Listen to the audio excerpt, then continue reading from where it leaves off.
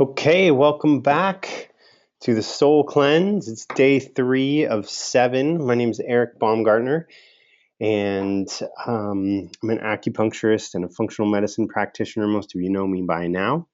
But if you don't already, you can find out some more information about me on my website, essentialmedicina.com. So we're going to just dive right in because you guys are into the heart of this cleansing week, most of you. Some of you are getting started a little bit late. So this may come before you're really deep into day 3, but oftentimes day 3 is really where we kind of meet our maker. In the sense, we sort of face up to all the things that we're craving, and we find ourselves face to face with, um, the difficult part of the cleanse, which is letting go of things, saying no to things, maybe being hungry in a different way than you're used to, and not having some of the comforts of food that we're used to, which can make us feel really uncomfortable. So if you're there, and whether you're there today or you're there tomorrow, or maybe you slide through this cleanse easy and we're taking it light right now, but one way or the other, the goal of this is really to kind of go there, to go to those slightly more difficult and uncomfortable places where you tend to kind of sell yourself short as far as your diet and your lifestyle. And so we're going to talk about all of that tonight, and we're going to help to kind of troubleshoot maybe the place where we get stuck, and just what is really at the heart of creating imbalance for most of us, um, and seeing if we can start to reboot that system by way of doing a cleanse like this, by way of learning about the different factors that create imbalance. So thanks for being here tonight, and welcome to your day 3. I applaud you already. Your courage is vast, and I know because I've been there. And so let's see what we can offer tonight. This is going to be great. I'm really excited, and again, just so honored to have all you guys participating all around the world. This is really amazing. So let's go right to the center here. So this is the beginning. And I'm going to use a little bit of a metaphor here, one of my most favorite medicine plants. So when we're talking about a cleanse, and we're talking about changing our lifestyle, and especially when we're talking about food and the body, I like to think and use the metaphor of the body as a garden. It's kind of a cliche one, but it's one that always bears fruit. Because it really does. It is a great analogy. The body is like a garden, and we think about what is it that we're growing in our body. What kinds of seeds are we planting? And if you think about food as seeds, the body as a garden, and food as seeds, food in some way is seeds, because we are what we eat in a very real way. Food becomes our energy. It becomes the building blocks for our cells. And so in a way, when we're eating something, we're kind of planting a seed in this fertile soil of the body. Eventually that becomes us. So what kind of seeds are we planting? And it's really important to think about, what actually it is that you're putting into your body on a daily basis, and making sure that it's something that you would want to kind of grow in your body and spread. Dandelion's a wonderful example because it is such a survivor. Dandelion is one of those plants that you would probably find blossoming first if there was ever an absolute planetary holocaust. I'm sure this plant has been around for more than a few humanities, and more than a few eons. It seems like a real adapter, because you go into the most urban and toxic settings, and what's popping up between the cracks of the sidewalk but dandelion.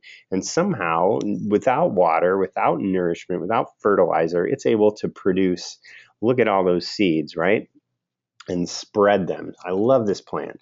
And it's kind of a beautiful, we're going to look at two sides of this plant, and just sort of use it as a way to deepen our metaphor here, because for those of you who are gardeners know that if one dandelion gets into your garden and pops up, what happens, right? This little thing pops up, and if you don't get it before the wind does, the next 3 days later, not very long, maybe a week later, you've got about 100 dandelions popping up in your garden, right?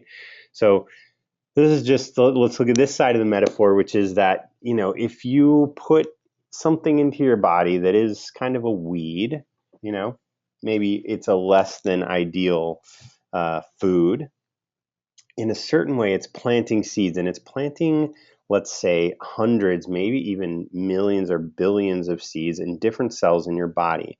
So eating processed foods, preservatives, some of those toxins, colors, dyes, right?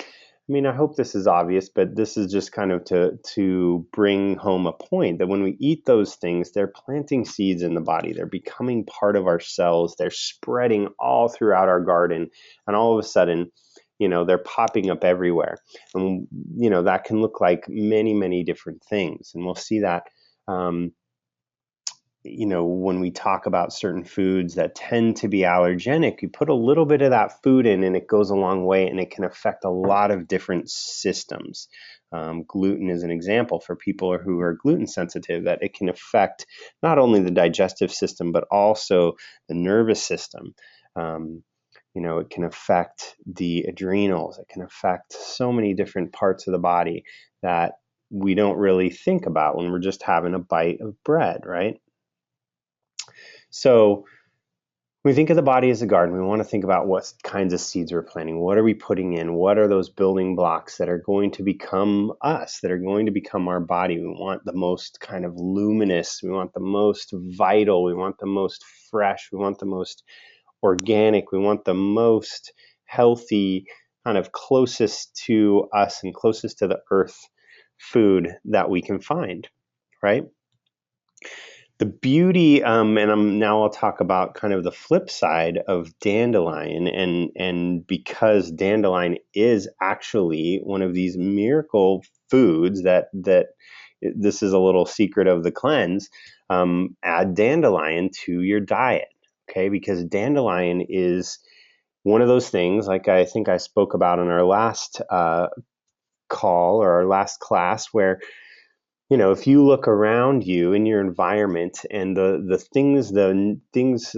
herbs, the foods that are growing naturally around you are oftentimes the best medicine. So this is why dandelion grows in toxic environments, because it's actually a really powerful detoxer. It's fairly bitter and it works on the liver. It's just chock full of all the vital green nutrients and chlorophyll and all the vitamins and kind of micronutrients that it is able to extract from a very from very sparse environments. So of course, if you find dandelion in your garden, and the kind of dandelion that you would buy at the farmer's market or at the health food store is going to be, different than when you would find between the seeds or the, cracks of the sidewalk. But my point is, this is a superfood. And so on the flip side, when we plant, superfoods in our body, those actually spread out like the seeds of a dandelion as well. And they are planting, in effect, these little kind of nutrient seeds of light and helping our body to grow, to detox, or grabbing onto things that are floating around that our body doesn't need and doesn't know what to do with. This is a really amazing food, and something that is a real traditional food. When I lived in Europe, my first year out of college, I went to teach English in Crete, in Greece, and lived with a little old Cretan grandmother, one of the most precious souls that I've ever met. Just brings tears to my eyes even thinking about her. She's so amazing. And she taught me Greek, basically, because she didn't speak any English. She knew nothing. And so we spoke in gestures and laughed and giggled for a few months until finally I could kind of speak Greek. And one of the things I learned from her was to just let the weeds come up in my garden. and to see what they are. There's some weeds that are noxious, and there's some weeds that really are pesty, but dandelion is a weed that you can eat. And so one day, I was into gardening, so I was kind of around and trying to weed the garden. And before I could get to where the dandelions were, she came over and picked them all. And I thought, wow, that's kind of cool. She's weeding the garden. That's great. Well, about an hour later, she comes rapping on our little window with her cane and serves up a big bowl of dandelion greens. And I had never even known that you could eat dandelion greens. I thought it was the craziest thing ever. What is this little old lady doing? She's eating weeds. Like, we don't have to eat weeds. We got lots of food here. But again, that was one of my first lessons in herbalism. Turns out this is an amazing food, and it's it's got that solar energy in there, and it is local to you, and it's grabbing all the vital nutrients from the soil. It's very skilled at doing that and concentrating them in its leaves so it can absorb light. So eating this, she would boil it down, and add salt, and then add lemon juice and add olive oil on top. And that is still to this day one of my most favorite meals. Dandelion greens in season, cooked with a little bit of salt and served with olive oil and lemon. It's absolutely a fabulous kind of nourishing soup. You serve it with the broth that it's cooked in, so it's kind of like a soup with the steamed kind of boiled greens in there, and you get the tea, some of the nutrients that come out only when you boil it. There you go. Another secret recipe. Super solar, wonderful, and hopefully helps us to remember that we're planting seeds. We don't want weeds, noxious weeds growing everywhere in our body. And in fact, that's kind of what cancer is. It's like an overgrowth of cells that have been, given so many different chemicals and toxins and different unnatural stimulus from radiation and everything that we're exposed to, that they just start to proliferate, like weeds that are impossible to get rid of, and again, that's the part of dandelion that kind of reminds us about that. If you have dandelions in your lawn, it's absolutely impossible to get rid of them once they're established. They're there. But if we're planting, dandelion seeds in our garden, or in because we want to grow healthy dandelion to eat, or, it's something, just thinking of those healthy foods, the seeds that healthy foods are planting in our body, they proliferate actually quite in the same way as dandelion. They get into our cells, they get into everything that we do. So think about that as you're choosing foods. It's something that just can inform your choices going forward and help to kind of motivate you to stay with a healthier diet. So what kind of seeds are we planting? This is the next step. Because once you realize that, then you're just faced and left with your cravings. And these are the kinds of things that happen on a cleanse when you're hanging out with your friends and they're eating potato chips, and you're like, God, that just looks so good. It smells good. It's, or they're having a loaf of bread and they're slapping butter all over it. Or, for each of us, there's a different kind of weak spot. And I've spoken with most of you about this and kind of identifying where those things are. There's some things for me, I can have potato chips once in a while and they don't send me over the deep end to where I'm having potato chips every single day. However, for me, bread is kind of like that. Coffee is kind of like that. Chocolate can be like that. I'll say for me, the weakest spot for me is coffee. I can not have coffee one day. I can't just have it once. I have it as soon as I have it, then I find that I've been having it every single day for a week, and I can't quite. It takes me another week to wean myself off of it. So how do you deal with cravings, right? How do you deal with these things, these different foods? Some of us love just like an ice cream at the end of the night, which may not be the best thing for you. So one thing that happens with cravings is that we're actually dehydrated. So this is the kind of, if you're the kind of person who tends to maybe overeat or tends to eat a full meal and then crave one of these kinds of foods just to kind of top you off, like you're just not satisfied without that extra little bit. Sometimes that is actually due to dehydration. And one of the things that you can try to see if this helps with your cravings is to have, I don't recommend drinking a lot with meals because it actually can dilute the gastric juices in the stomach and prevent you from digesting your food well.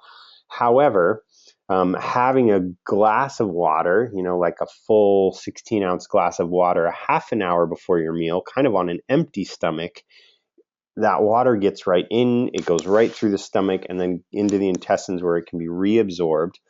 And then, half an hour later, you can eat and you won't be as thirsty and you'll feel more satisfied at the end.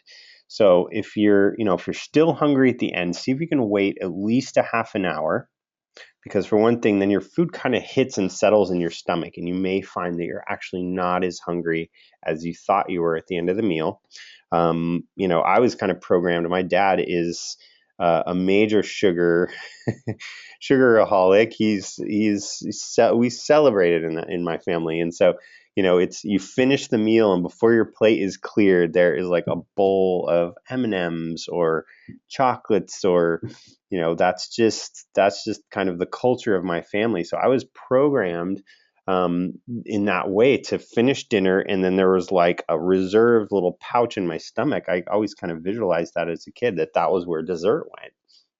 So, if you have that kind of programming where you're just not satisfied till you get something sweet, tell yourself, okay, I'm just going to wait a half an hour before I do that.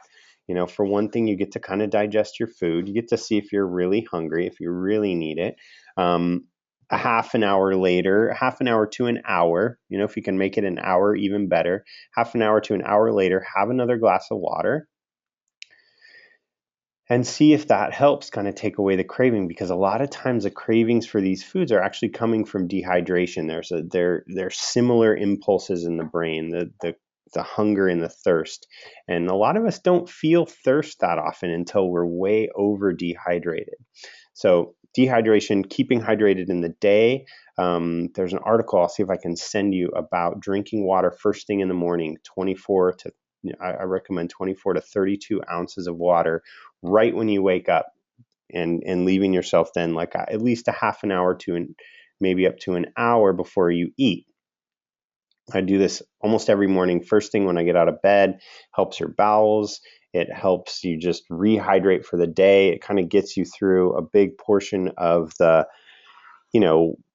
however many, for me, it's like 80 ounces of water that I should be drinking in a day. If I get 32 of those done right away, like I'm on a good, I have a head start, right? And I just feel that it kind of balances so many different things. I read this article on it today on all the different things that actually they've been doing scientific studies on just drinking water first thing in the morning. So another super great tip that you can take away. The next thing that you can consider is fat consumption. There's been, for the last, it's as long as I can almost remember. So it's probably been 30 years or so, maybe a little bit more. There's been a lot of misunderstanding about healthy fats.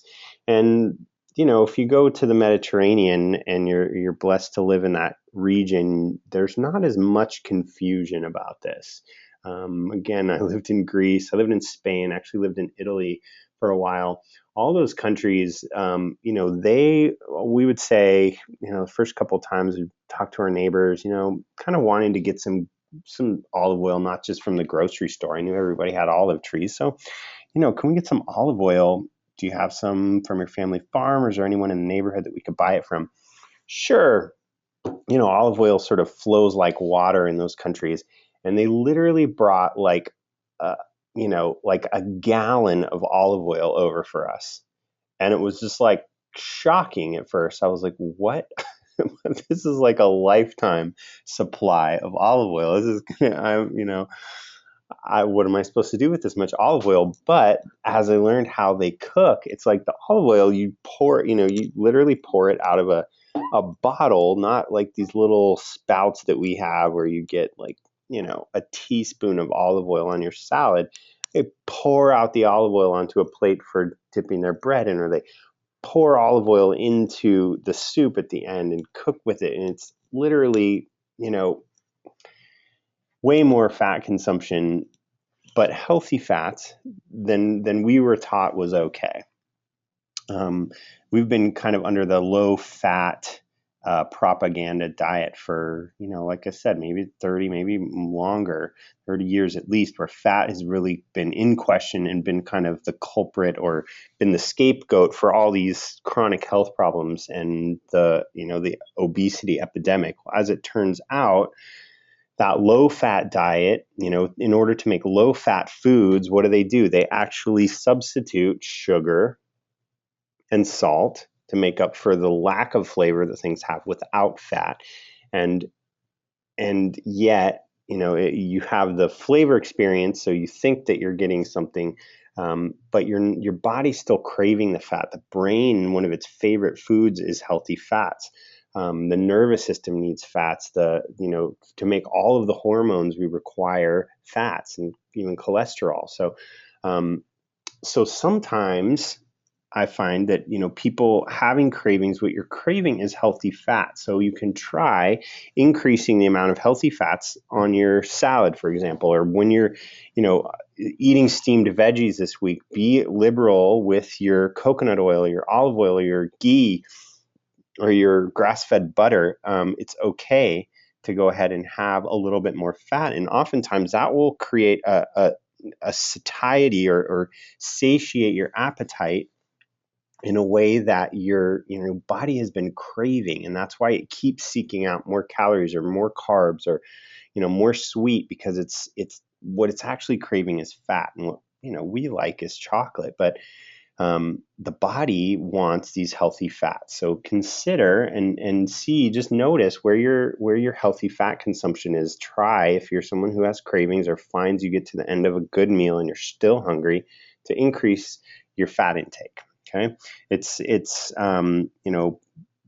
acceptable to have your calories from fat, and I'm not a big calorie person because not all calories are created equal, but to have your fat consumption be 30, 40, even 50% of your total calorie consumption. Now, a tablespoon of olive oil has a lot more calories than some other foods, but that said, go ahead and have a couple tablespoons of olive oil, and you may notice that your craving for some of these empty calorie foods goes down. Okay. Dealing with cravings, number 3, emotional avoidance. This one's a little bit harder in the sense that it puts us kind of back into our own inner work of looking at ourselves and noticing when we just eat because we want to be distracted. We want to, we have an emotional connection to a food. We tend to crave these little comfort foods. And so, next time you're craving something, see if there's something you're avoiding. This is kind of the biggest thing I see with food, is that we want to avoid what we're feeling. We want to avoid something. And so the easy out is eating. When I was a kid, my mom she always said she was going to charge me she said a dime, which wasn't that threatening, but a dime every time I opened the fridge, because I would just open the fridge and stand there when I was thinking, or when I was kind of like not wanting to do my homework, when I was wanting to be distracted by something. Even if I had just eaten, I would just open the fridge and stand there and look at food. And it's kind of a strange thing, but that's, sort of a glimpse at what we do when we go, and I still sometimes catch myself just going into the pantry and I'm like, there is nothing in here that I want to eat, and I already ate, and what am I doing in here? But I'm kind of, I can catch myself that it's because I need to make a difficult phone call, or I really need to sit down and write an email that I don't want to do, or I have homework to do. And so that plays right into number 4, which is kind of addiction. Some of these foods are actually highly addictive. And so, there is an addiction that we kind of have to address with them. And some, like I said, you may have one or more of these foods that that if you have a bite, you are over the deep end. You can't kind of hold yourself back. You can't have one little scoop of ice cream, you eat a whole pint. Or you can't have 1, 2, 3 squares of chocolate, you eat the whole chocolate bar. You can't have a couple potato chips, you just eat the whole bag. And if that happens once in a while, again, it's not the end of the world. It's not a deal breaker. But if that's something, with like me with coffee, if all of a sudden you do it once and then every day you've done it for 5 days and you sort of wake up and go, whoa, that's maybe not such a good thing. I can be that way if I'm feeling stressed with chocolate. I can, go through a whole chocolate bar a day, and then I'm on my way home and I'm like, I better buy another chocolate bar. I'm like, wait a minute, did I really eat that whole thing in one day? So looking at, what foods maybe you do have that kind of addictive relationship to is really important. And just, some of those foods you may just have to eliminate. Other foods you can kind of substitute a healthy alternative. Somebody told me yesterday that they're actually making potato chips cooked in coconut oil, which is amazing. Thank you, Roberta. And, if that's your thing and you have to do it once in a while and you can control yourself, then pick the ones that are the healthiest that you can find. Ice creams, you can find ice creams made with coconut oil or raw milk or goat milk, and, with low sugar or made with coconut sugar. And you can choose, the healthiest possible alternative, and then just try and regulate yourself so you're not, going down on a whole pint of it or doing it every single day. Good salt. It's a lot of information we're going through here. Thanks for staying with me. And if you're watching this in replay, you can pause and take a deep breath.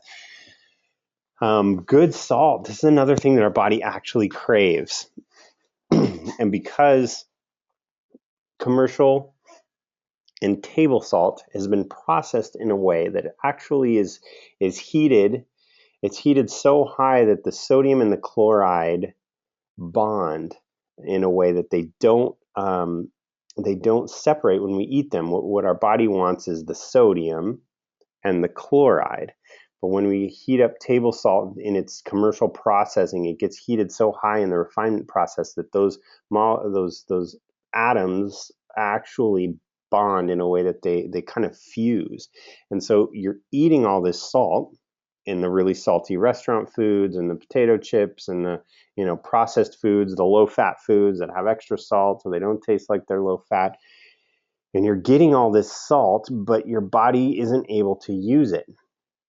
And so we talked last time about real salt, whole salt, air-dried sea salts. There's Mediterranean salt, the Celtic salt. These are really good foods. And you can actually, for most of us, be very liberal with salt. If you're a salt craving person, it's partly because you're craving these.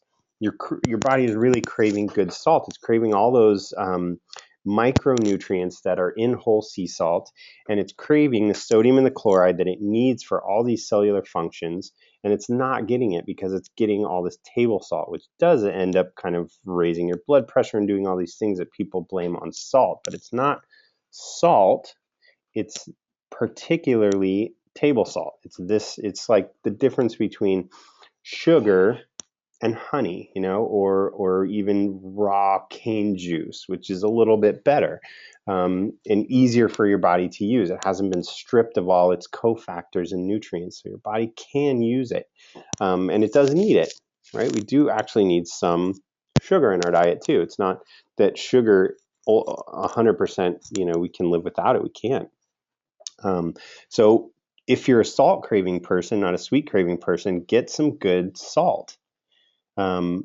Get some really good salt, and then see if by adding that into your cooking, letting off the pressure of like, oh, I'm using too much salt, and all that kind of stuff that we again learned about salt, which is true of table salt, but it's not true of sea salt.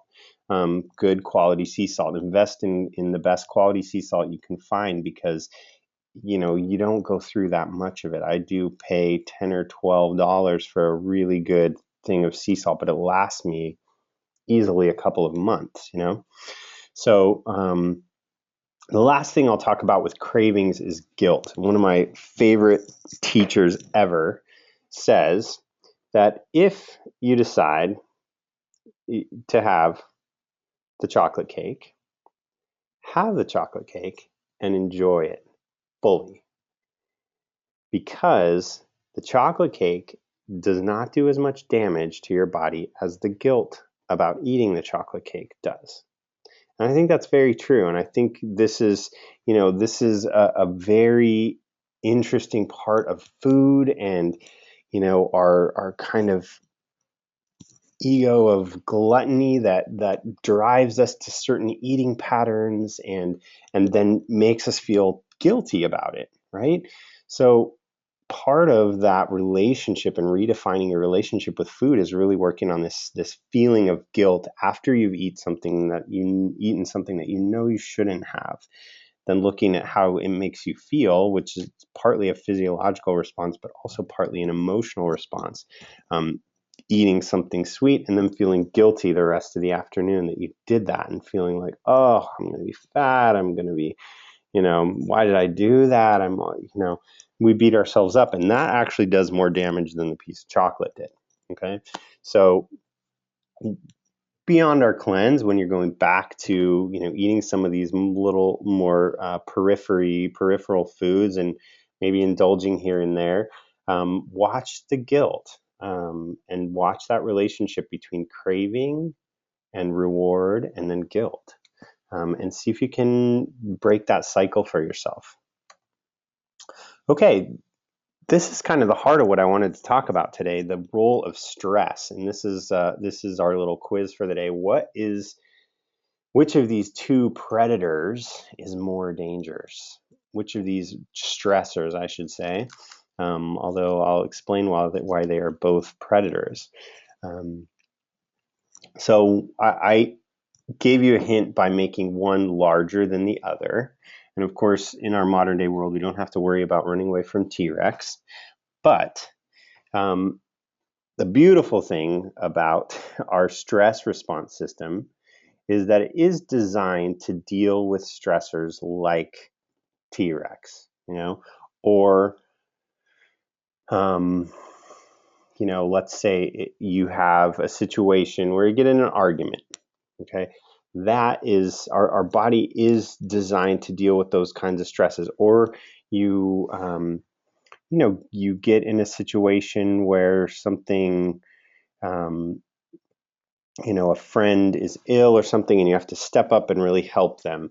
That's stressful, but our body is designed to deal with stressors. What happens when we're stressed out is basically the fight or flight mechanism is activated, which is primarily involves the adrenals and the adrenal hormones, cortisol, and then also what we think of as adrenaline. But cortisol is the main one that we really measure. And so when T-Rex comes around the corner or a stressful situation arrives, cortisol goes up. The body sends energy. Cortisol allows the body to break down energy, make it available to the muscles so that you can run and escape, or leap in and help. There's an emergency situation.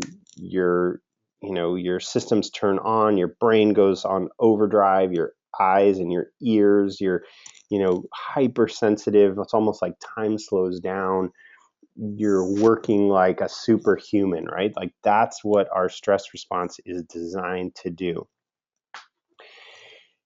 The reason that the deadline is more dangerous than the predator is because when we escape the predator is typically, like an hour, a couple of hours. It might be a few days, or, maybe a few weeks that we're trying to escape this predator. Or, you're in an acute kind of stressful emergency situation. That's, really what our body is designed to do. That stress response is designed to get us out of that situation to safety, right? The deadline, the clock, the time, the pressure, the chronic emotional stress of finances and relationship stress and, some of these stressors, just the day-to-day, get in traffic, drive to work, things that never go away, that are part of our modern day life, the 9 to 5 every single day stress, the run your own business, you take your work home, you work on the weekends, you work in the middle of the night, you work all the time. That kind of stress triggers the same exact mechanism as the predator does. It puts us into fight or flight. So when you have a deadline, let's say you have a deadline of something that's happening 6 months from now, it's really like you're being chased by a predator for 6 months. When you have, a financial stress, let's say you have a debt or a credit card, that's looming over your head, or someone that you're supposed to pay back, that could be years, right? Let's say you're going through, really intense life stress, of the loss of a family member or someone that gets seriously ill, and you're the caretaker. Like, that could be years. These kinds of stress trigger the same mechanism. They turn on all those things, but then they get kind of locked on, and we'll see why that is not so good. So stress has a huge role in all these things we're talking about. Here's why. So the adrenals are these fancy little pyramid-shaped glands on top of our kidneys. You can see them here on the bottom, and you can also see them in kind of X-ray vision on the top. 2 parts to each adrenal gland, the cortex and the medulla. Different hormones are secreted by each of those parts. And the function of the adrenals is to maintain the stress response. It's kind of our first priority. It's our survival mechanism, right? So if the body thinks that you're in danger, this is its number one priority. So basically, it's turning on all the systems that it needs to keep you alive. And at the same time, in order to do that, it shuts down all the systems that you don't need to stay alive in the short term. Okay, because this is designed to be a short-term mechanism, it turns off digestion, it turns off immune system. We're not worried about catching a cold if we're running from a T-Rex, right? We're worried about getting out of the way of this predator. A cold virus is not our first priority. It shuts down the reproductive function because we're not worried about, reproducing, making babies, when we're being chased by a predator, right? So digestion, immune system, and reproduction. Reproductive hormones, of course, are not only responsible for reproducing babies, but also for a lot of other growth and maintenance and youth and anti-aging functions in the body. So those 3 things get shut down when you're under stress. So let's go back here for a second. What happens when you're under stress for 6 months or 6 years? Okay, digestion is shut down, immune system is shut down, reproductive hormones are shut down. Those are just 3 of the things that the adrenal hormones do. Let's look at what else. Helps manage blood sugar. So it's in balance, in a balanced way. When we're under intense stress, cortisol is giving us a huge burst of blood sugar so that we have the energy to run away, fight or flight, right? And if you look at the last point here, it causes the breakdown of stored energy, which can be, breaking down tissue or stored fat into glucose, or making, blood sugar available for us. So it does that short term for us. When we're exposed to that hormone chronically, it's creating these spikes and valleys because it's giving you this big download of blood sugar into your system. And then, a few hours later, you kind of crash. That's what, if you were chased by a predator, a few hours later, you would literally crash and, be exhausted, and your body would have to kind of reset. And you see animals do that. If you ever seen a dog get in a fight, they get really intense, and then a few minutes later they kind of shake it off, right? And they're gone, and then they're just wagging their tails and licking your hand and want to be rubbed, and they're back to normal. But we're not so good at shaking things off, right? So this is one of the things that happens. Blood sugar starts to dysregulate. This is something that we have a global epidemic of now. obesity, diabesity. This is part of the reason, because of the relation between the adrenals and the stress hormones and blood sugar. Cortisol, the main adrenal hormone, is what's called glucocorticosteroid, which means it has to do with glucose, and it's a steroid hormone. So that's a whole deep ocean of information, but I just want you to understand that it affects the blood sugar.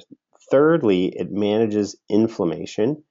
So, if you've ever had a severe injury or any major inflammatory outbreak of anything, hives even, or, if you've been in a lot of pain, what do they give you? They give you a cortisone injection, or they give you some kind of a steroid, a corticosteroid. Okay, this is what your body makes naturally is cortisol, and what doctors use synthetically is a corticosteroid. But the point being that cortisone is the medicine, cortisol is in our body. Cortisol in our body manages inflammation. It keeps inflammation down.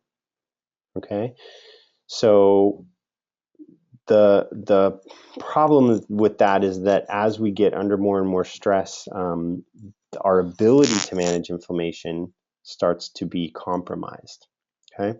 The last thing we'll talk about, because I already talked about the last point, is that it influences the gut lining. The gut lining is what protects our insides partly from the outside environment. It's like the skin on our insides of, when you eat foods, they're going through the intestines, and there's a lining on the intestines that makes sure that that food doesn't get into circulation, or those waste products don't get into circulation. That lining also hosts and feeds beneficial bacteria, and it also, from that, creates immune cells. So the kind of trifold function of the gut lining is a protective barrier. It's a substrate for probiotics, for the bacteria, the beneficial flora in the gut. And then thirdly, it creates immune cells. So it is a really powerful, really immune component of our immune system. And when we're in high stress, that lining goes down. It's diminished, which again is short term, designed to be short term and okay if you're running away from a predator.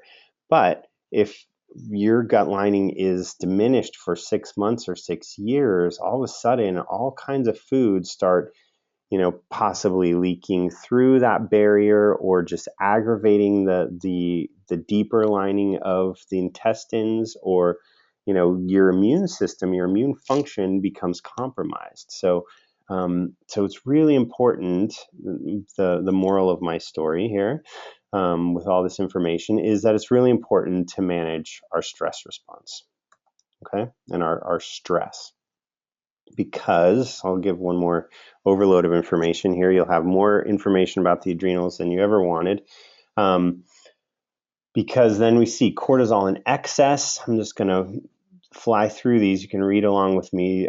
Too much cortisol over too much time promotes bone loss, causes fat accumulation around the midsection, diminishes the cell use of glucose. It kind of does all the opposite things that it does short term well. Long term, all these mechanisms sort of backfire on the body. Increases blood sugar levels, decreases protein synthesis, increases protein breakdown, which can lead to things like muscle wasting, interferes with healing, and suppresses the immune system. So some of those we already talked about. But that's what happens, and that's kind of what starts to happen with adrenal fatigue. So with adrenal fatigue, here's what it looks like. I'm going to give you a little close-up here if I can. Okay, so stages of adrenal fatigue. So in this little diagram here, if you look at between 23 and 40 is kind of the normal range that our cortisol can be in any given day. It might fluctuate a little bit, but not greatly. If you're under a lot of stress, you might get up to a 40 or a 50. And if you were, really tired, you might be down under a 30, 28, 30. But, it fluctuates a little bit day to day, but not that much. You'd be surprised. Until we get under a lot of stress, which is maybe all of us, because our new normal in the modern day world of stress is really high. It's like a 12 out of 10. So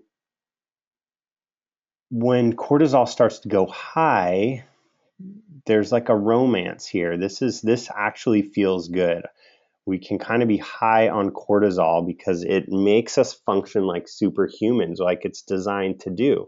And so we can, hold down two jobs and get up in the middle of the night with the kids and still wake up in the morning and have breakfast ready and, go meet the family and go to the social engagements, and we can do all of that. We're juggling everything and we're doing it. We're keep track of it.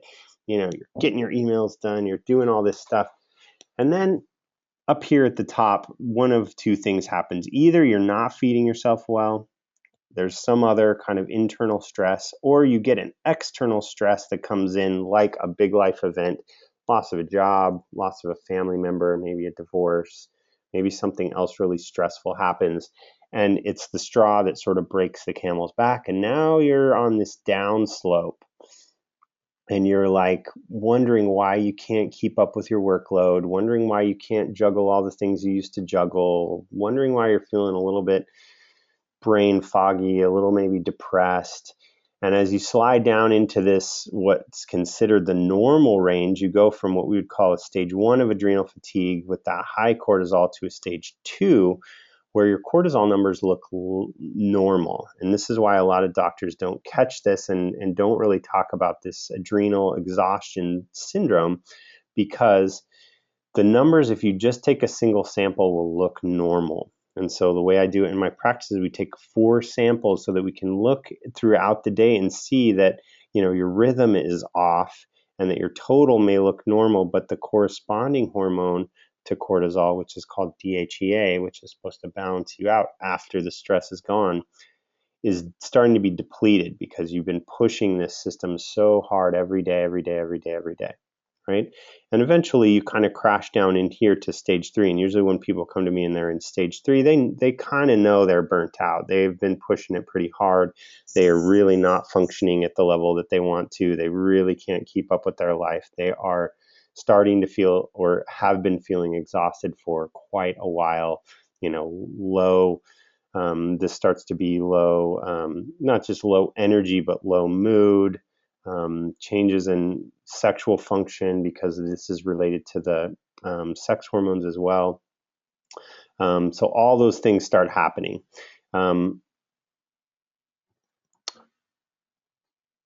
We're going to go to the next one because this is another important piece.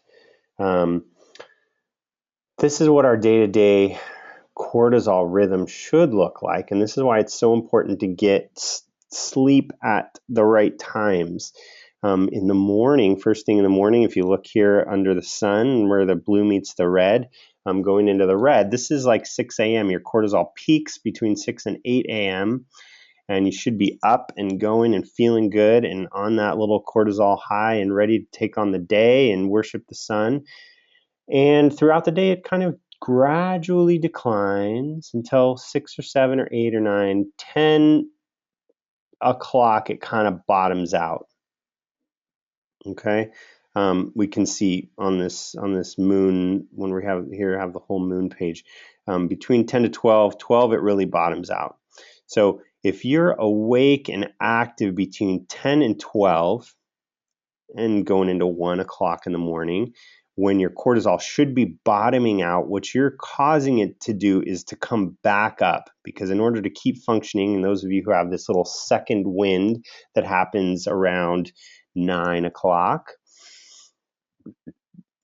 know about this, right? You get a little second wind, and about 9 o'clock, you start to get more energy, and so you ride it through till about 12 or 1. And the problem with that is this bottom out point is like a trigger for your body to make more cortisol. And this, this is in Chinese medicine, this is where absolute yin becomes yang. So with the idea of yin and yang, they're always working together. And when you get to this peak, you see in the morning, you get to that cortisol peak, the highest point, and it gradually starts to decline for the rest of the day. And when it hits that bottom is when it rebounds. So this is the yin-most point, and this is the yang-most point. So really, 12 a.m., we should be deep in sleep, like 2 hours in. at least an hour in. I'll give you a little bit of a cushion there, but if you've been really fatigued, like 10 a.m. is kind of almost like an absolute latest to be laying down and hopefully getting to sleep, within a half an hour. It's literally like you're borrowing cortisol from the next day, because if you use this cortisol, your body's not making it, and so you're not going to produce as much during the night, and so your next day, this may be a little exaggerated, because one day, if you only did this once, you'd probably be fine once in a while. But if you do it every day, little by little, this starting point at 6 a.m. starts decreasing, because you're borrowing from the next day when you stay up from 9 to midnight. So that's kind of a different way of thinking about it. And I know there's more that I could say about that. And people probably have the question of, well, what if I'm a night owl. I have lots of people who tell me that I just function better at night. And it's true. And it is a pattern that you can get in, but it's not a healthy pattern. It ultimately is depleting this cortisol reserve, and eventually you're going to burn out. And you may be able to last a while, and some people, due to genes, or maybe they're just not stressed out and the rest of their life, they can do this for a long time and be fine.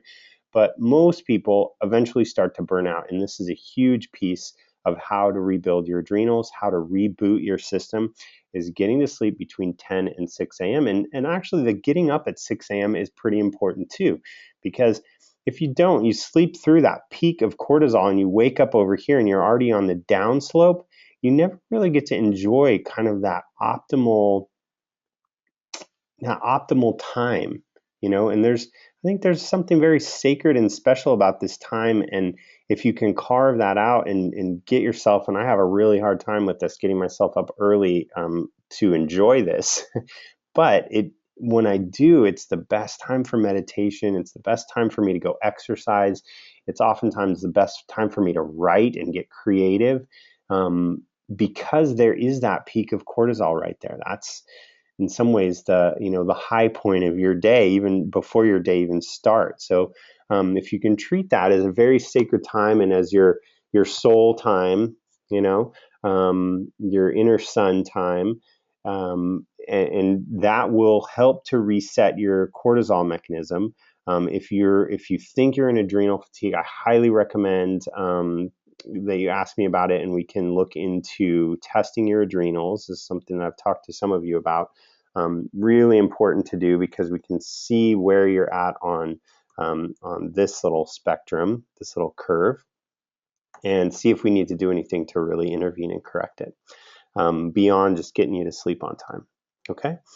So what is stress? Just to try and boil it down for you, because stress is a very vague term and it encompasses so many things. Number one is emotional stress. This is what we generally think of, that vague sense of, well, I'm kind of stressed out. I had a stressful conversation. I had a stressful day at work. My mom's not well, or any number of things that we would consider to be stressors that we're conscious of. And one thing I want to point out is that stress can be positive and negative. So on the one hand, stress is good. It does trigger us into growth. It makes us adapt. It triggers that mechanism that kind of turns our brain on and makes us see what's the way out of this situation. How do I, escape? How do I make the most of this? That part of it is positive. And chronic stress, chronic emotional stress can have a very negative effect, which we've seen. It's not just like, oh, I'm stressed out, and that's, don't complain about stress. Stress is, everybody has stress, just deal with it. Stress actually does have a really real physiological effect on our bodies. One way being through that adrenal system that we just looked at. So there's positive and negative in that sense. There's also positive and negative in the sense of sometimes the things that we love, we don't think of as stressful. However, a really hard workout, for example, which might, make you feel great, is actually a stressor. It stresses that stress response.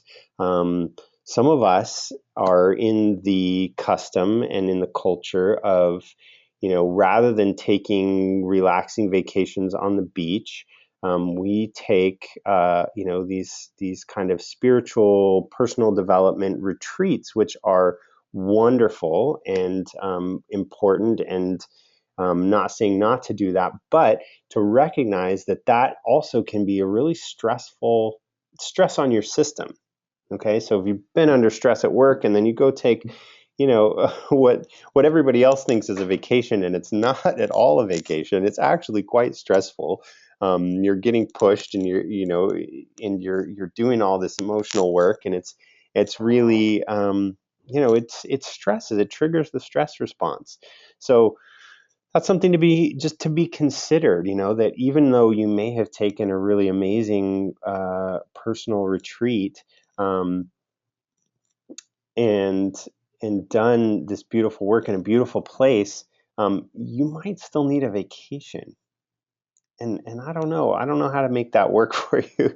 For me, that's really hard. That's something I'm working on, how to deal with, just the positive stresses that I have in my life, which are compounded by all the negative stresses. So really the way to deal with that is to start to eliminate some of these negative stressors, these negative emotional stressors, the unhealthy relationships in your life that are that you do have the ability to change or eliminate, or to make them less stressful. Some of them are hard to change, and they're a little bit beyond our control, but others really, we do have a choice, and we do have the ability to make changes in our work environment, right? That's something where you go every day and you may be putting in 8 to 10 or 12 hours in an environment, and if that environment is hugely stressful, and you're under fluorescent lights, and you're not outdoors, and there's no sunlight, it all compounds. So emotional stress is one level. Number two, we don't really think about dietary stress. We've been talking a lot about this, so I just want also to have you recognize that diet also can trigger the stress response, and the primary way that happens is through the blood sugar mechanism. So when the body gets a big load of sugar, what happens? The pancreas secretes insulin to take that sugar and bring it into the cells. But when we do like a mega sugar, or some of these refined foods that have really high carbohydrates, and we don't balance it with any protein, even just a piece of bread actually triggers. It has a higher what's called glycemic index than a candy bar. So if you're just eating, those carbs, or you're eating some refined sugar that goes right into the bloodstream, gives you this blast of sugar, the body kind of hyper secretes insulin. It makes maybe too much insulin, but enough to pull that sugar all in. And when it does so, then your blood sugar drops rapidly, right? And so you have this big spike in blood sugar, and then your body makes all this insulin, and then all of a sudden your blood sugar drops a couple of hours later. And we all kind of intuitively, or maybe even intellectually, know that this is happening, because when you do eat sugar, you feel good at first, and then you usually feel kind of lousy a couple hours later. So what's that doing? It's stimulating what happens when the blood sugar drops. The protective mechanism for your body when blood sugar drops is the same mechanism as the stress response. It's that cortisol. Cortisol, that glucocorticosteroid that we talked about before, gets secreted by the adrenals, comes into circulation, and it makes stored glucose in the body be released back into the bloodstream to bring you back up to normal. So again, that's another stress. If you're already under stress, and then you're doing, sugary foods and things that aren't keeping your blood sugar in mind, that is also triggering a stress response. So dietary, and primarily I would say blood sugar is to be considered in that category. Number three is inflammatory stressors. So two categories at this kind of subcategories with inflammatory stress. One is chronic injuries. If you're someone who has a chronic injury, that's always kind of a source of inflammation in your body. And so cortisol has to be released to keep that inflammation at bay. or to manage it. The second way, and so you just have to count that among your stress factors. And what would be a great idea for you to do is to kind of list out what are the stressors, and then see if you can rank them. Mostly we're ranking emotional stressors, right? But then, if you have dietary stress, if you're that someone who kind of goes to sugar when you get stressed, or when you don't have time to cook, count that in as a stressor. If you have a knee injury that you've had your whole life, you count that in as a stressor, and you can look at those 3 categories and see where you need to make changes. Because, if you have a chronic injury, that's probably not going to go away entirely, although acupuncture is great. There's other solutions to managing inflammation, but for the immediate, knowing that that's a stress on your system may give you the motivation you need to, make some positive changes at work, or to, balance your blood sugar in your diet a little bit more because you have that stress factor. Okay, second category of inflammatory stresses is inflammation in the gut. And I see this a lot, and it comes from food allergens, or it comes from infections like parasites or bacteria in the gut. And those are both things that we can test for with functional medicine, and that's something I do quite a bit. And oftentimes, one of the things that's underlying the adrenal burnout or the adrenal exhaustion, because the stress just got so high because there was something going on in the gut. There was a food that was triggering inflammation, or there was, an infection that you picked up when you were traveling, or when you ate at a restaurant somewhere that wasn't so clean. So those are all things that are part of the stress. Wow. This is, again, we're packing about 5 classes into one, so I'm going to try and give this a quick overview. But the reason that this is so important, all this talk about cortisol, you can see cortisol down here in the cascade of hormones. This is called the pregnenolone steal, is because pregnenolone, which is up here in red, the top one in red, is the precursor, which is made from cholesterol, which is partly why we need good fats. The precursor to all these different steroid hormones down here, which we have in the body. Aldosterone, which maintains the osmotic, the concentration of minerals in the kidney, in the water, in the body. I'm sorry, I'm stumbling on the explanation of aldosterone, but it helps to regulate how much salt the body excretes. Basically, cortisone, which we've talked about all the different functions, estrone, estradiol, estriol, those are estrogen together. And if you look up here above cortisol is progesterone, which is the other primary female reproductive hormone. Men also have these too, but in lesser concentrations. And if you look all the way out over the right, here's the famous and infamous testosterone, which is the major male secondary sex hormone. Okay, so pregnenolone is the precursor to all of those. But who's the top priority when we're under stress? Cortisol. Okay, cortisone here, cortisol is the top priority. So if your body is demanding cortisol because you're under stress, it is going to steal. It's called why it's called the pregnenolone steal. It's going to steal the pregnenolone that otherwise would be going to create DHEA, which is the balancing hormone for cortisol, estrogen, progesterone, testosterone. All of that gets sort of funneled back over to cortisol. Cortisol is just like, it's that, the squeaky wheel that yells the loudest gets the oil. It always is going to get the oil because it's always the body's top priority, because the body always thinks that stress is a survival question. Okay, it doesn't know that the deadline isn't going to kill you if you don't make it on time. The deadline is not going to kill you, and sometimes we just need to remember that. So that's why that's so important, and why adrenal fatigue also ends up causing hormone imbalance in the reproductive system for men and women. Okay? So how do we have hormone health and get off the roller coaster of hormone ups and downs?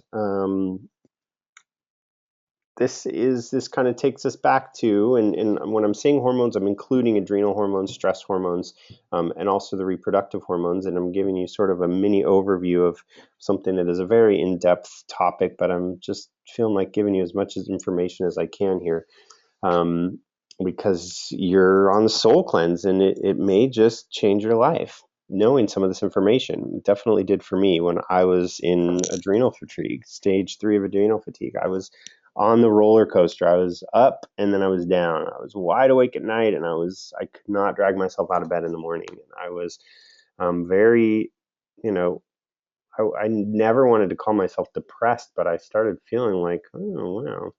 My mom was like, honey, are you depressed? I was like, no, maybe. I don't know. Am I? Am I depressed? No. Well, yes, because that's what it feels like when you're that exhausted and when your hormones are out of whack. It's not really so much as psychological depression as a physiological depression, although they're interrelated, of course. I did have a lot of emotional things and personal issues that I was dealing with at that time that were part of my stress, which really sort of tipped me over the edge. And this is how I got back doing things like this, and using functional medicine and natural medicine and rebalancing my cortisol. So in order to get off the hormone roller coaster, you have to start to manage via things like the soul cleanse, via acupuncture, via functional medicine, via meditation and healthy lifestyle choices, your emotional stresses, your work and relationship and personal day-to-day stresses, as well as your dietary, and here you can read blood sugar, as well as your inflammatory stresses. So each of those you can talk about individually, and are a whole world of information in themselves, but just so you can kind of start to think in those categories and maybe make your list. Which one of those categories is stressing you out the most, and which ones can you address? Which, maybe you're under so much emotional stress and you can't really make major dietary changes right now. Maybe someone in your life who's like this, but they could, deal with that shoulder injury by, getting some acupuncture. That would make a huge difference, and it would work on this emotional level too. Or, maybe you're under emotional stress and inflammatory stress, and those are just a given right now. So you really need to get your diet under control. That may make the difference between, you burning out or crashing and you being able to make it through a stressful time. We use, as part of this, I use in my practice sometimes bioidentical hormone supplements to rebalance the cycle, to get us back to a nice arc of estrogen and progesterone or cortisol in the day. And that's something that I do in conjunction with the use of herbs. Chinese medicine has been doing this with herbs for thousands of years, and it works very well. And also, one of the most important things, for reasons we've already explained, to getting off the hormone roller coaster is sleep and healthy sleep. They've done studies, sleep deprivation studies, where they measure certain hormones after 1, 2, 3, 4, 5 nights of sleep deprivation, and the hormones go so wacky so quickly that it's kind of amazing. After just 1 or 2 days of sleep deprivation, your appetite hormones are off. And maybe I already talked about this, so I'm kind of overemphasizing this, but I can't overemphasize sleep enough. Okay, we know now your cortisol rhythm's off, your appetite regulation hormones are off, your reproductive hormones all go off with just a few nights of poor sleep. So sleep is a key to getting your hormones back in balance. What else? Okay, so just remember those 3 categories. And here's the heart of what we're doing in the soul cleanse. And I've talked with some of you about this already. I think the biggest and deepest stress that we have is that we're not, that we spend so much time disconnected from our inner sun, right? We get a message from our heart and we don't follow it. So, for me, and I'll just speak for myself, for me, that is actually so much more stressful than any of the other kind of day-to-day stresses that I have to manage, right? Sometimes I get in traffic and I get a little stressed out, but I can actually deal with that pretty well. And I've learned to deal with some of these, day-to-day stresses, even, the financial stress. That one kind of gets me.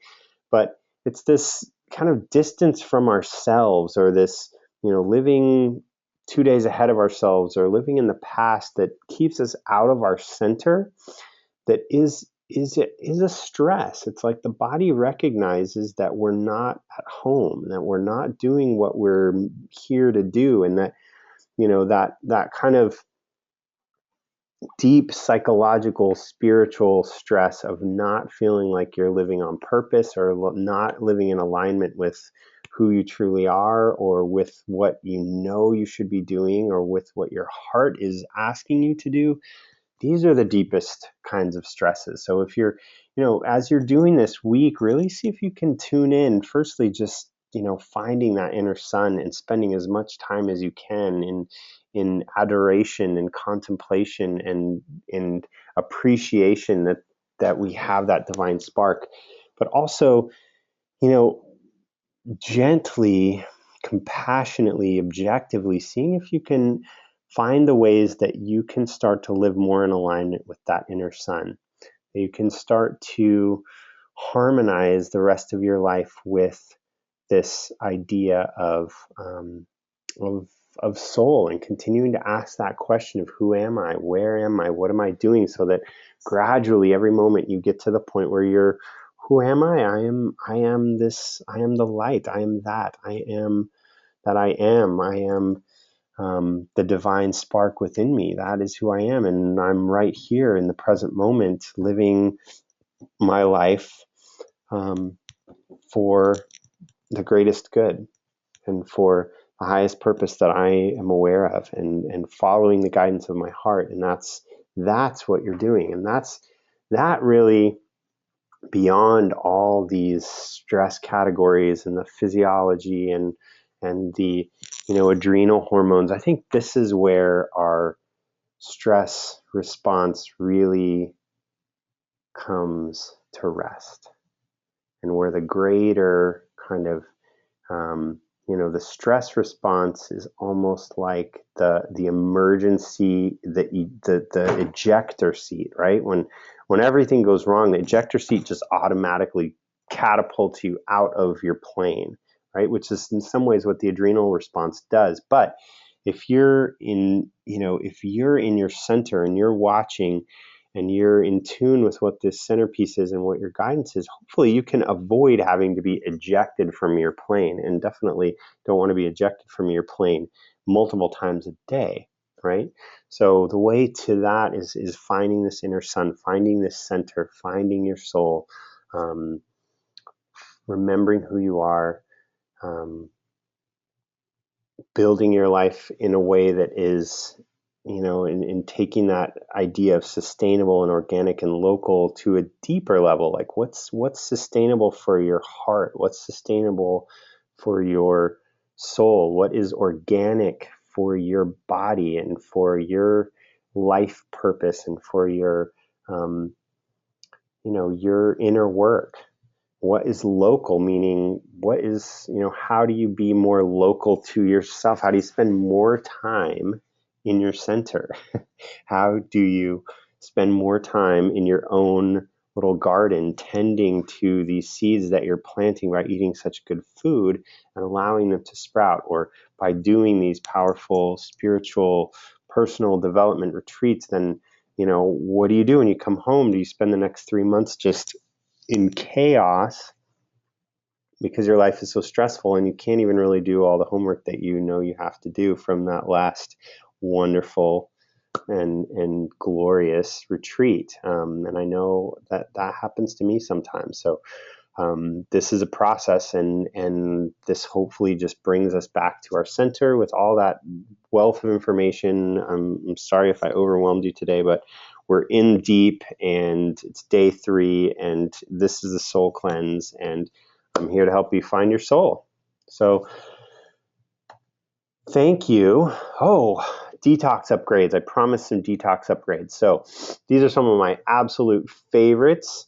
Matoli Valley Naturals, created by an amazing doctor up in Northern California who's clinically tested all these formulas for about 25 years. His son is marketing and kind of sourcing all the ingredients now. They're really clean, really simple. All the ingredients are marked. There's no questions. They tell you exactly how much of everything is in them. I absolutely love these formulas. You can order them on their website and use this coupon code. For my clients and for this cleanse, they're giving 10% off of all their products. So I highly recommend that you try some. The detox greens is a really nice thing if you want something to kind of up the detox effect of what you're doing this week or going forward. Just have something, if you feel like you are kind of realizing this week that, wow, I'm feeling kind of toxic. I'm going through a detox process here. Like I probably need some support. Really, really nice formula. They have about 7 different greens blends, all of which are really nice. Again, I just love these formulas, and they're clinically tested, have great clean herbs in them, a lot of Chinese herbs, but also a lot of Western herbs and superfoods. Things like blue-green algae extract. If anyone's ever heard of E3 Live, they use the E3 Live extract in these formulas, which is just kind of mind-blowing. I absolutely love them. So they have a yin for women, yin essence, really nice, yang essence for men. Or if you're a woman or a man who's kind of on the adrenal fatigue side, that yang essence formula is really nice. They also have really high quality protein powders. So this is something for those of you who may be vegetarian or, we talked about trying to balance your blood sugar by having a little more protein in your diet, balancing the carbs with the proteins. If you're someone who feels like you don't get enough protein, this is a protein powder that I can confidently recommend. There are a lot of them out there that that are questionable at best. But these are organic grass-fed whey proteins from cow's milk. They also have goat milk protein, which is amazing. It's whole goat milk powdered, and then they add the mineral whey in there. It's really amazing. I have some people who are kind of averse to the goat flavor in it, but it's really mild, and it's a really amazing protein. I love it. They also do have a plant protein. So if you're strictly vegetarian, they have a plant protein that is one of the best that I've found, if not the best. I absolutely love it. So those are some recommendations, things that you can add if you're looking for some upgrades. I also love these doTERRA essential oils for cleansing and lifestyle, and many of you already know about these. doTERRA is kind of taking the world by storm right now, but I do highly recommend these. And if you want to get some, again, you can go to my website here and there's a link to buy them. Or if you're interested in really kind of getting into the essential oils, please let me know. I'm happy to help you set up a way to get them for wholesale. It's really easy. So Slim and Sassy is something that is also kind of designed to help you get rid of cravings and can be used. You put a few drops in your water and sip that. It kind of curbs the appetite. It takes away food cravings. It turns on fat burning mechanisms in the body with thermogenesis. It turns up your metabolism a little. So this is a really nice thing if you're feeling like you want to try and lose a little weight as a result of changing your diet and doing the soul cleanse. Slim and Sassy is a really nice way to go. It tastes really good. It's got peppermint and grapefruit in there, I think, are the main ingredients. Oregano oil is a really strong antiviral. It also works very well against candida in the gut.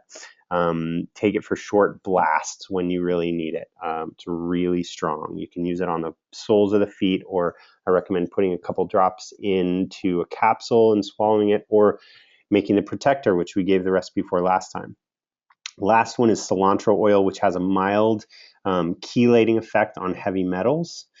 Use very slowly, start with a drop. This is very strong stuff. And if you are interested in knowing about heavy metals and toxicity, that's another thing that we can talk about on one of our private consults. That's something I work with, and is a little bit of a delicate process getting rid of heavy metals from the body, but something that you can do to prevent getting more toxic or kind of grab onto heavy metals that might be coming into your system on a day-to-day basis, cilantro oil is a wonderful choice. So those are some detox upgrades. Let me know if you have any questions. This is the Soul Cleanse. Congratulations, you made it to day 3. Congratulations, you made it through this epic, long second class, and really inspired that you are all out there doing this and alongside with me, because I'm in the midst of my own soul cleanse here, and it's going great. I'm feeling better every day. Really kind of feel like I'm coming back into my center, like we talked about, and it's been a little while, I realize. So welcome back. If that's you, if you're like me, or if you're not quite there yet, just stick with it. You're right on the you're just at that threshold. There's a thin veil between you and feeling great and coming back into your center and your strength and your power and finding your soul. So I will see you all very soon. We'll see you in a few days for the final call, and I will talk to those of you who I haven't spoken with soon. And thank you so much. This is Eric Baumgartner from Essential Medicina. Talk to you soon.